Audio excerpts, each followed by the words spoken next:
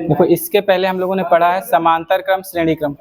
उसमें नॉर्मली हम लोग श्रेणी क्रम का फार्मूला लगाते थे, R इक्विवेलेंट बराबर R1 plus R2 plus R3 date कर देते थे। अगर हम क्या करते हैं समांतर क्रम जोड़ रहे थे तो 1/R1 plus 1/R2 plus 1/R3 इनके मिक्स क्वेश्चन देखे हैं। अब हम सॉल्व करने वाले हैं पोटेंशियल मेथड, जिसको हम बोलते हैं विभव नियम। देखो अभी तुम्हें जो क्वेश्चन दिया हुआ ना, अगर मैं ए से बी का प्रतिरोध निकालूं, यहाँ पर से विभव की वैल्यू v जा रही है, यहाँ से विभव की वैल्यू कितना है 0। ठीक है, तो अभी आपको लगेगा कि श्रेणी क्रम में ये R1 है, ये R2 है और ये R3, तो आपको क्या लगेगा बिल्कुल नॉर्मल क्वेश्चन। अगर मैं इसी क्वेश्चन को ऐसे बना दूं, एक वायर से कनेक्ट कर दूं, अब तुम्हें थोड़ा सा समस्या होगी, क्योंकि यहाँ से R1 है, ये R2 है, इनके बीच से धारा क्या होगा डिस्ट्रीब्यूट हो रही है, यहाँ से विभव चला V। ठीक है, अब अगर मैं पूछूं कि R1 R2 R3 किस क्रम में जोड़ोगे, क्या श्रेणी क्रम में जोड़ दोगे? बोलो, जोड़ोगे? निकालो कितना आएगा इसका, कोई आइडिया है? अब नहीं हो सकता है, क्योंकि जो धारा जाएगी वो क्या होगा, मान लो इसको अगर मैं सेल से कनेक्ट कर देता हूँ, किसी सेल से,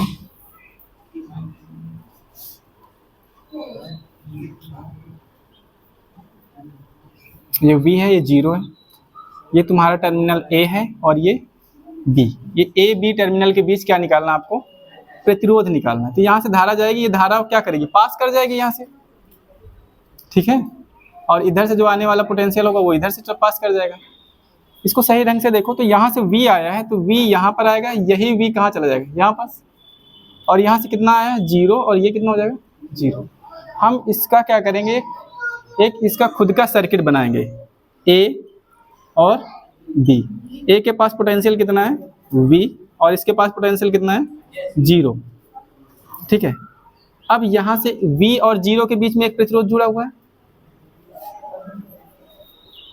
तो एक हम प्रतिरोध क्या करते हैं V और 0 के बीच में जोड़ देते हैं। दूसरा क्या है, दूसरा भी V और 0 के बीच में जुड़ा हुआ है, 0 और V के बीच में। तीसरा V और 0 के बीच में।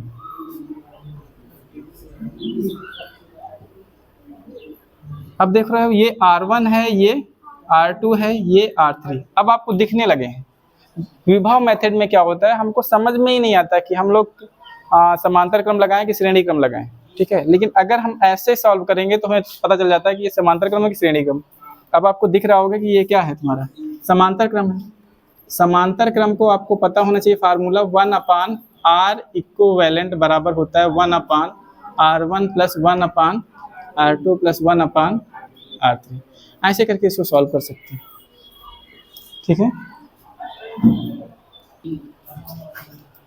देखो इधर, अब ये भी क्वेश्चन पोटेंशियल मेथड से ही करना है।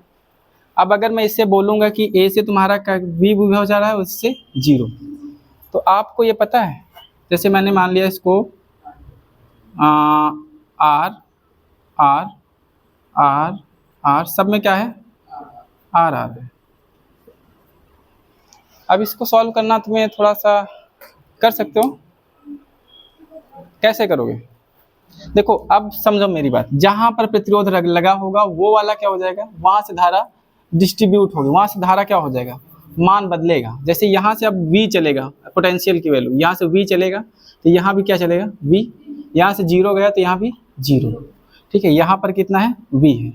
अब हम देखते हैं V और 0 के बीच में, क्योंकि जहाँ जितने भी प्रतिरोध लगे हुए हैं V और 0 के बीच में लगे हुए हैं। ठीक है, यहाँ पर मैंने बनाया A और B, इसका पोटेंशियल V है, इसका पोटेंशियल 0 है।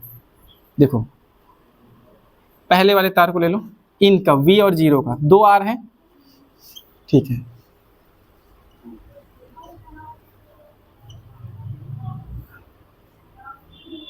दूसरे वाले को ले लो, इसको V और 0 के बीच में,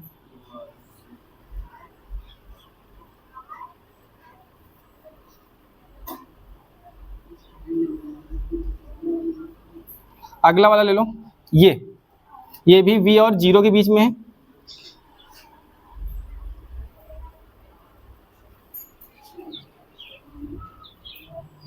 और तुम्हारा एक प्रतिरोध ये है देखो अगर ऐसे लगा हुआ है, अगर ये चीज़ इस तरह जुड़ जाए तो यहाँ से ये चीज़ चेंज हो जाएगी, हमें फिर यहाँ का पोटेंशियल अलग लेना पड़ेगा, विभव की वैल्यू बदलनी पड़ेगी। अगर ये कैसा बन जाए, ओवरलैप कर जाए, मतलब कि यहाँ से तुम्हें तार डका के दोनों जोड़े गए हैं, काटे नहीं है, ऐसा नहीं है बना हुआ। ये कैसे बना, जैसे ये तार गया तो इसके ऊपर से ऐसे निकल गया है, ठीक है। तो V और 0 के बीच में ये भी है,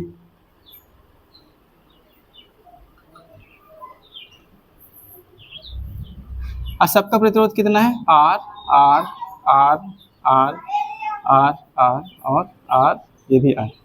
देखो इनको जोड़ो कितना हो जाएगा, 2R।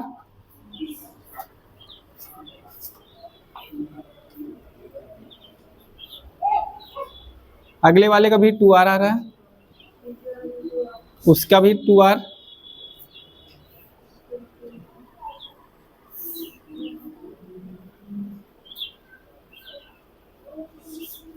लास्ट वाले का भी 2R।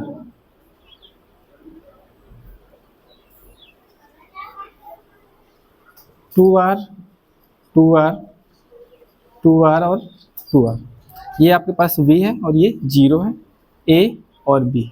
अब मैंने बताया था एक कंडीशन, अगर सभी प्रतिरोधों का मान समान हो, ठीक है, और समांतर क्रम में हो, तो क्या फार्मूला लगाते हैं, R इक्विवेलेंट होता है तुम्हारा R/N। R की वैल्यू कितनी है, 2R, और N की वैल्यू कितनी है, 4, तो 2 दूनी 4, तो R/2। ये न्यूमेरिकल वैल्यू भी हो सकती है, याद रखना। 2 ओम सबको 2 ओम दे दे, मान लो यहाँ पर 2 ओम दे दे, तो 2/2 आ जाएगा, कितना आ जाएगा, 1 ओम आंसर आ जाएगा, ठीक है। एक तरीके के फार्मूला है, यहाँ पर वैल्यू भी हो सकती है, ओके।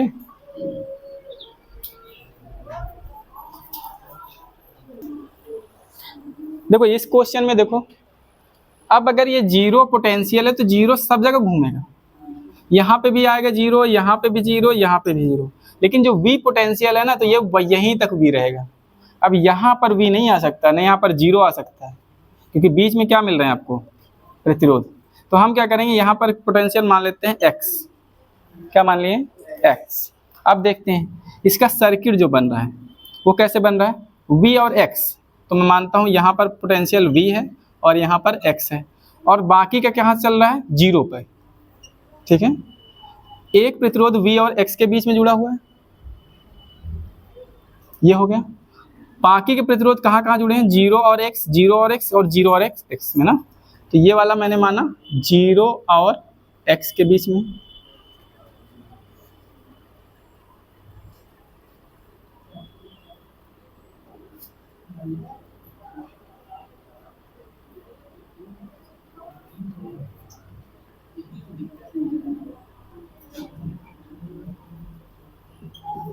ठीक है। ये प्रतिरोध कितना है आपका, R, ये भी कितना है, R, ये भी R और ये भी R। ये तीनों काहे में जुड़ेंगे, समांतर क्रम में, और फिर इनको पहले जोड़ो, तीनों का रिजल्टेंट वैल्यू कितनी है, R है ना, ये भी R है, ये भी R है, ये भी R है, तीनों काहे में, समांतर क्रम में। तो इसका सीधा सा फार्मूला लगाएंगे, R/N, N की वैल्यू कितनी है, 3, तो यहाँ से यहाँ तक का प्रतिरोध कितना आ जाएगा, ये तो R हो गया, ये X पॉइंट हो गया, ठीक है, और यहाँ तक का प्रतिरोध कितना हो जाएगा, B पॉइंट 0, तो ये तुम्हारा कितना है, R/3। अब देखोगे ये और ये दोनों काहे में है, श्रेणी क्रम में है ना, तो श्रेणी क्रम का फार्मूला लगा दूं, R इक्विवेलेंट, तो R प्लस R/3, एलसीएम लोगे कितना आ जाएगा, 3, 3R प्लस R, तो आंसर कितना आ जाएगा, 4R/3, ये आंसर आएगा आपका, ठीक है, ओके।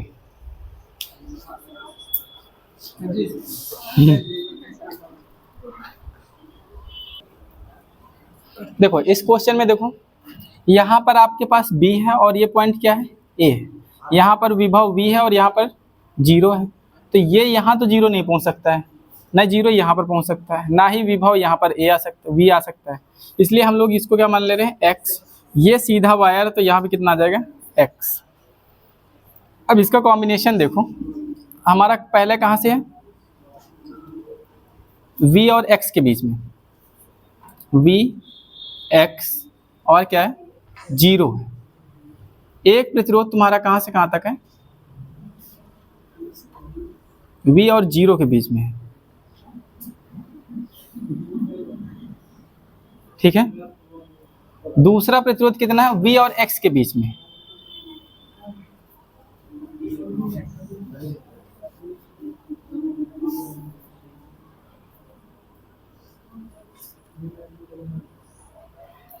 ये v और x के बीच में हो गया। अगला वाला क्या है, x और 0 के बीच में। फिर क्या है, ये वाले प्रतिरोध को देखो कहाँ कहाँ के, x और v के बीच में है, ये v पॉइंट है, तो ये भी कितना आ जाएगा,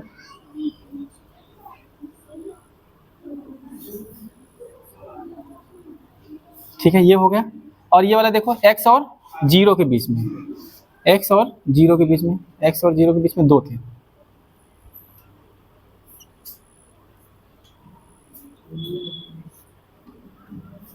सारे प्रतिरोध कितना है, R R R और R, ये भी R। इन दोनों को हम क्या में जोड़ेंगे, समांतर क्रम में। इस फिर क्या हो जाएगा, ये अलग से समांतर क्रम में जुड़ेगा। इन दोनों को समांतर क्रम में जोड़ोगे तो दोनों की वैल्यू क्या है, समान है, तो इन दोनों को जोड़ोगे तो कितना आ जाएगा, R/2, ठीक है। तो इसको जोड़ोगे तो कितना आ जाएगा, R/2। यहाँ पर x है, अगला वाला भी कितना है, R/2,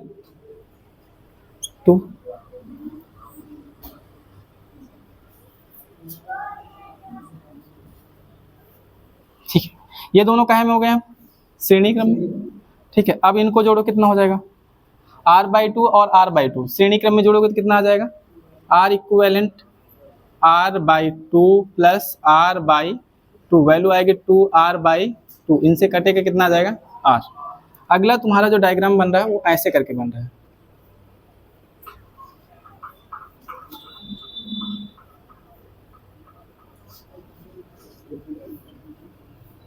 ये आपके पास R है, ये भी कितना है, R है, ये पॉइंट A है और ये पॉइंट कितना है, B है। अब इन दोनों का करेंगे तो कितना हो जाएगा, R/n, तो रिजल्टेंट जो आएगा R equivalent between A and B वो आ जाएगा R/n, n की वैल्यू कितनी है, 2, तो R/2 आएगा आंसर फाइनल, ओके। ये दोनों क्वेश्चन करके लाना है, ठीक है।